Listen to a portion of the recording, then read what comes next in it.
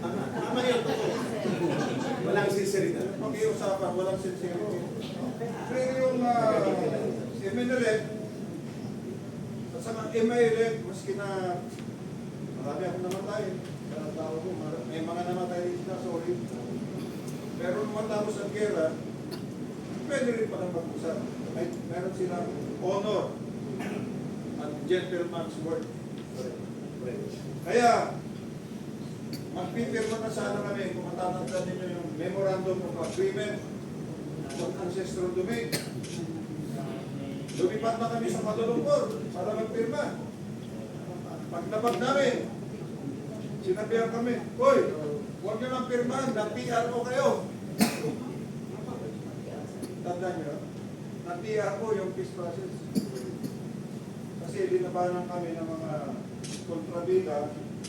Hindi ko alam kung liberal party sila o Sila Nick Davis. ayaw nila magkaroon ng agreement. Ganun pala yung sumunod na administrasyon. Glorian, sumunod na administrasyon, hindi ko nasasabihin. Yun din pala ang paperman nila.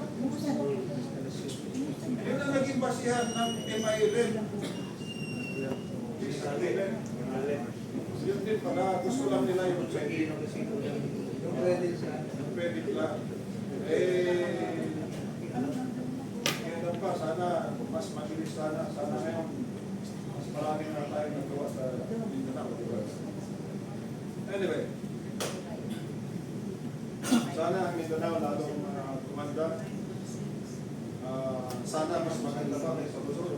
Sana mas maganda pa sa basketball. Dahil sana mas maganda pa kayo sa Green Hills. Tingnan mo ang Green Hills. Napakaganda ng negosyo. Ayos, di ba? Mga Pilipino tayo naman eh. Pwede naman tayo mag-contribute sa bawat isa. Huwag lang may kalokohan. At dahil sa kalokohan na yan, tayo ngayon ay magkakasama. Magdudusa. Dahil biro mo yung investment magaling sa labas, ayaw na pumasok. Yung sana mga foreign assisted na projects, hindi matuloy-tuloy dahil yung counterpart ng gobyerno, dinala naman sa baha. Dinala sa ibang projects. Nakauwi sa naanod.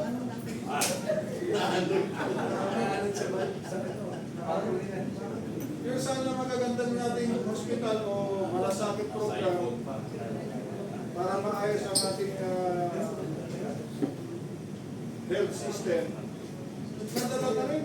Yung PhilHealth pinawasan. Ewan ko ba? Mas alam ninyo sa akin kung ano nangyayari dahil pareho lang siguro tayo nararamdaman natin ng epekto na lahat ng corruption na ito. Kaya, bata pa naman tayo.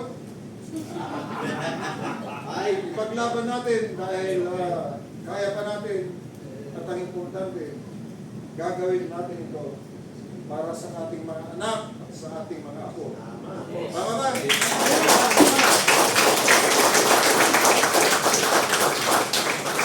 Kaya muli, kami nagpapasalamat in behalf of Congressman Mike, William Popis, Secretary Pasco, Vic Rodriguez, at marami pang iba, para na member ng executive committee natin.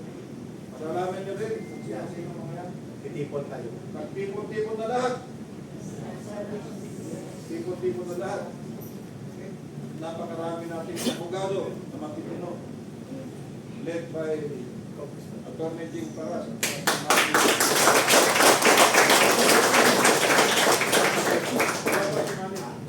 Napunta sa Cobong siya na.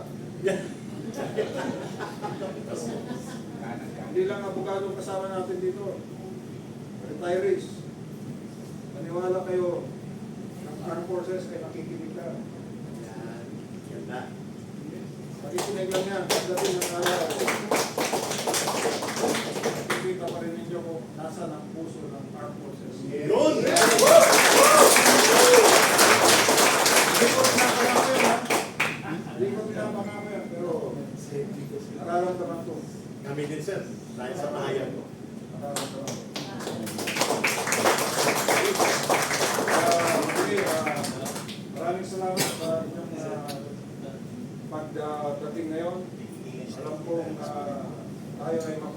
sa matinding labanan.